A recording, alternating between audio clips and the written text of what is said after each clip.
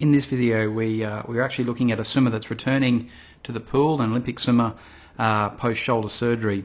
Now, the surgery has been on the right arm, and actually, as a result of the surgery, this patient actually got a frozen shoulder, and so the return to sport's been a little bit slower and limited a little bit by a sort of a lack of shoulder range. If we rotate and have a look at the video in slow motion, obviously our left side, so the side that's now taking us in recovery phase, if we look at the angle of the elbow as the hand here is in line with the head, we're probably looking somewhere in the sort of the vicinity of, I would say, a 60-degree angle, and if we then compare it, and obviously hand entry is very important there also, so our hand has sort of come right in front of our head. If we come along to our affected right arm, there are subtle changes.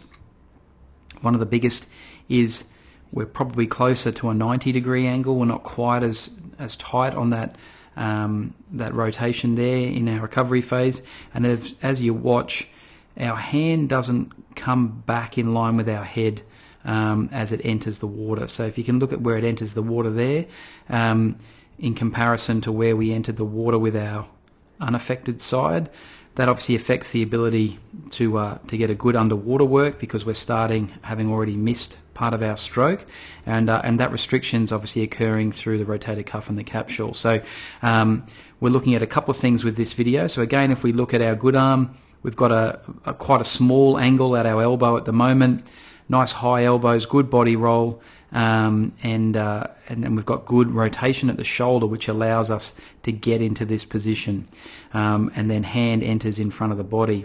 Obviously on this side, the rotator cuff is incredibly tight, and as we're in line with the head there, we're almost at 90 degrees, so this recovery phase isn't quite as good. So that's obviously the angle I'm looking at here.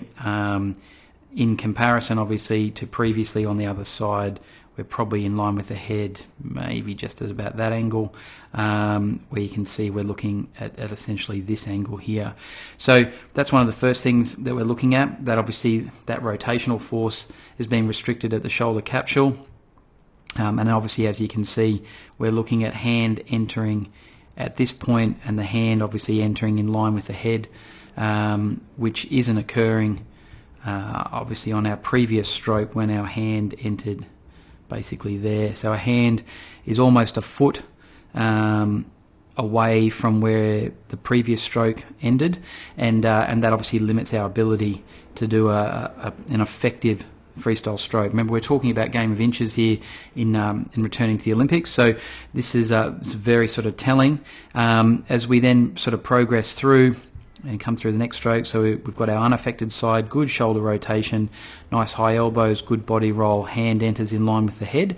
As we look at our post-surgery arm, we're obviously at that angle. We've got quite a tight shoulder capsule that's not allowing us to get that nice high elbow shoulder recovery. To get that, we're actually having to get this greater angle at the elbow, and then subsequently our hand is entering far wider than you can see on the opposite side, where our hand was almost, I guess, entering where the line on the bottom of the pool is.